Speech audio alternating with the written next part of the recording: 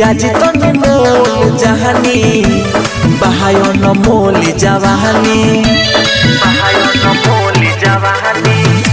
पियाजी तनी मोल जहानी बहायो न मोली जवानी बिहला रे पलम के दुखवा बोला न के बजानी पियाजी तनी मोल जहानी बहायो न मोली जवानी पियाजी तनी मोल जहानी बहायो न मोली जवानी बहायो न मोली जवानी मोली जवानी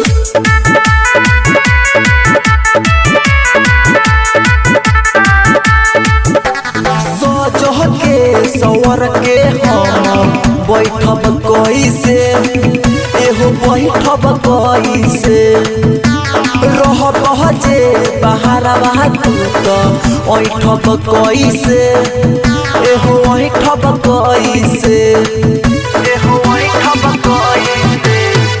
कैसे कोटी गिन गिन प्यार के बैठल रहब मन मार के सूखा जाई कचिया डालल बिना पानी पियाजी तनी मोल जहानी बहायो न मोली जवानी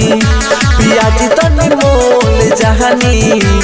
बहायो न मोली जवानी बहायो न मोली जवानी पियाजी तनी मोल जहानी बहायो न मोली जवानी राजा चिरौरा बहिया में हम रहल चाहिले एहो रहल चाहिले मीठी मीठी बतिया तुहसे कहल चाहिले एहो कहल चाहिले एहो कहल चाहिले रहब बाहरे के लिहाल हो जियम कैसे रही सजान हो रौआ लेखा घर में हमके बोली के चाहनी पियाजी तनी मोल जहानी बहायो न मोली जवानी पियाजी तनी मोल जहानी बहायो न मोली जवानी बहायो न मोली जवानी।